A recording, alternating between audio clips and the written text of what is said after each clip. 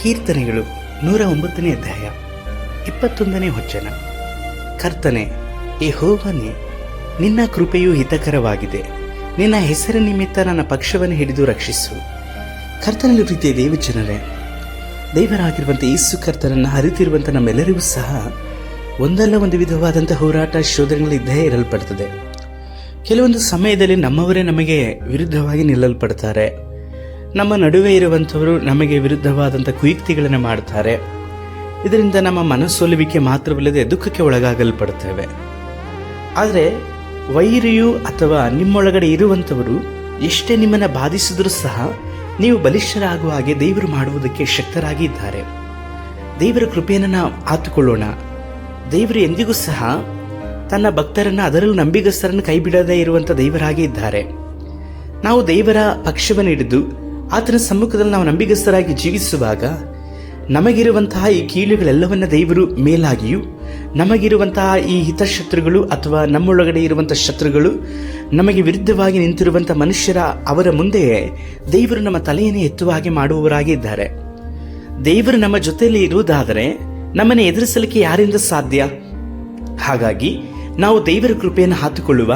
ಆತನ ಕೃಪೆಯು ನಮಗೆ ಹಿತಕರವಾಗಿರುವಂಥದ್ದು ಮಾತ್ರವಲ್ಲದೆ ನಮ್ಮನ್ನು ರಕ್ಷಿಸುವಂಥದ್ದು ಸಹ ಆಗಿದೆ. ಆತನ ಪಕ್ಷವನ್ನು ಹಿಡಿಯುವಾಗ ಆತನು ನಮ್ಮ ನಡುವೆ ಇದ್ದು ನಮ್ಮನ್ನು ರಕ್ಷಿಸುವ ಗುರಾಣಿಯೂ ಸಹ ಆಗಿದ್ದಾರೆ.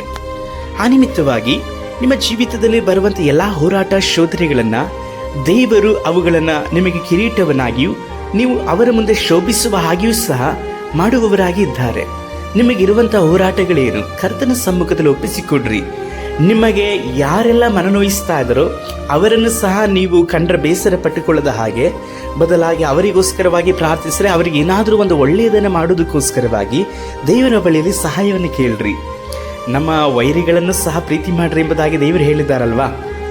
ಅವರನ್ನು ನಾವು ಪ್ರೀತಿಸುವಾಗ ಅವರಿಗೆ ಉಪಕಾರಗಳನ್ನು ಮಾಡುವುದಾದರೆ ಅವರಿಗೆ ಅವರ ತಲೆ ಮೇಲೆ ಬೆಂಕಿ ಹಾಕಲ್ಪಟ್ಟ ಹಾಗೆ ಆಗಲ್ಪಡ್ತದೆ. ಮಾತ್ರವಲ್ಲದೆ ನಮ್ಮನ್ನು ಅವರು ನಿಂದಿಸಲ್ಪಟ್ಟಿದ್ರು ಸಹ ನಾವು ಅವರಿಗೆ ಉಪಕಾರ ಮಾಡಿದ್ದನ್ನು ನೋಡಿ ಅವರು ದೇವರನ್ನು ಸಹ ಕೊಂಡಾಡುವವರಾಗಿರ್ತಾರೆ. ನಮ್ಮ ದೇವರು ಇದನ್ನೇ ನಮಗೆ ಹೇಳಿಕೊಡುವವರಾಗಿದ್ದಾರೆ, ಇದನ್ನೇ ಮಾಡುವವರಾಗಿದ್ದಾರೆ.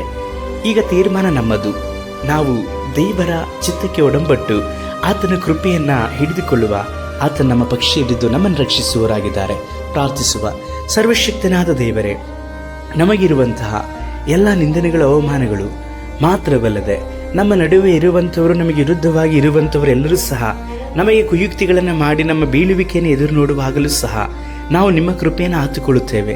ನೀವು ನಮ್ಮ ಪಕ್ಷವನ್ನು ಹಿಡಿದು ನಮ್ಮನ್ನು ಅವರ ಮುಂದೆ ನಿಮ್ಮ ನಾಮವನ್ನು ಮಹಿಮೆ ಪಡಿಸುವ ಹಾಗೆ ನಡೆಸಿರಿ. ದೇವರಾಗಿರುವ ಯೇಸು ಕರ್ತನ ನಾಮದಲ್ಲಿ ತಂದೆಯೇ, ಆಮೇನ್.